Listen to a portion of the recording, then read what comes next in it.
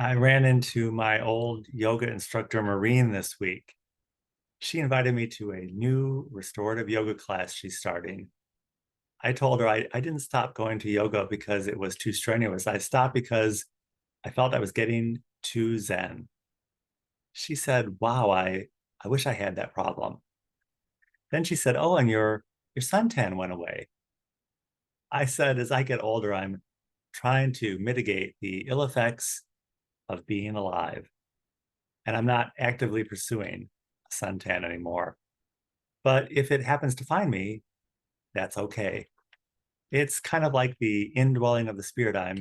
I'm open to the idea, but I'm not really pursuing it anymore. Welcome. Welcome to Sunday Coffee Hour. I'm Stanley Smith. At Sunday Coffee Hour, we talk about everything and nothing. This week, we talked about how God created both heaven and earth, and on the eighth day, he invented Amazon. We also talked about the history of Billy Sunday and how starving used to be the worst kind of food allergy. The readings at Washington National Cathedral were from Genesis, and God created humanity, both male and female, transgender. And from Corinthians, may the grace of Christ, the love of God, and the communion of the Holy Spirit be with you. The gospel reading was from Matthew. I am with you till the end of the age. It was Trinity Sunday. Holy, holy, holy, God in three persons, blessed Trinity. The sermon at Washington National Cathedral was by Patrick Kaiser. He said that Trinity Sunday is the only holiday in the church dedicated to a doctrine.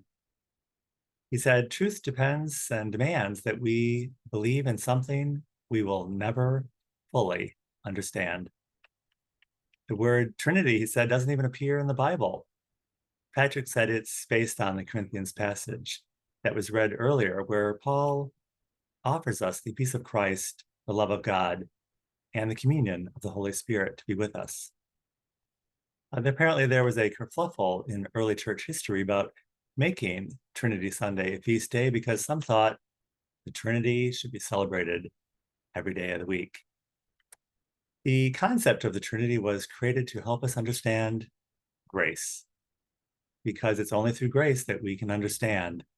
And understanding necessitates giving things form so we can see, feel, and experience them. It's a theosis, Patrick said. Theosis is a growing into the relationship with God through significant form.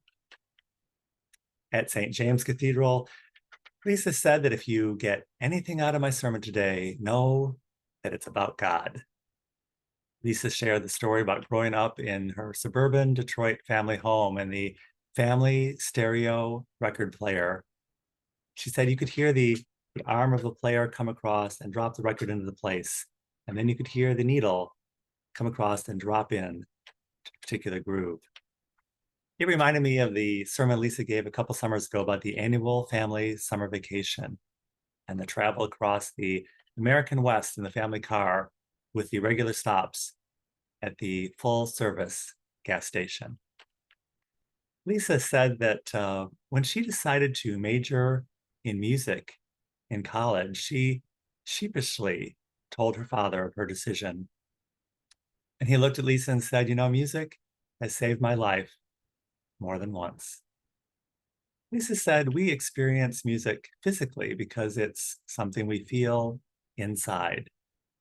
Music and smell are not intellectualized or rationalized like sight and the spoken word. The idea of grace is communicating back to our intellect. It's like the vintage Wi-Fi, dropping the needle into the particular groove so that we can understand it. It's the ultimate minority voice. Until recently, gender was a significant form that helped many people in most places navigate life. And in the past, we always had passionate people to champion every moral and social virtue. Mahatma Gandhi, Martin Luther King, and even people like Betty Friedan were the face of social change in their day. But where is the face of the transgender? More likely, it's a political agenda and a fashionable window dressing for people to virtue signal. And more importantly, an opportunity to check the ever important box in the 501c charitable grant writing program. Someone asked me recently, what do these trannies want? First off, I had to explain to this person that a tranny was different than a trans person. In the locker room at the East Bank Club this week, someone said that if she's a number 10 hot and not crazy, well, then she's a man. And if she's a 4 hot and you can actually talk to her, then you should marry her. People have also asked me recently if people were sad when John Buchanan retired from fourth pres. I said, not at all.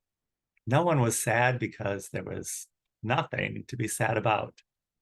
It was a joyous celebration, the culmination of a life of service and success that gave form to our understanding of God, that spoke to so many. We've all been sold on the idea that we have to like everything completely. And that's fine if you're one of those few people who like that one thing. But it's very likely that there are many more who can't even find a small thing in all of it to be happy about.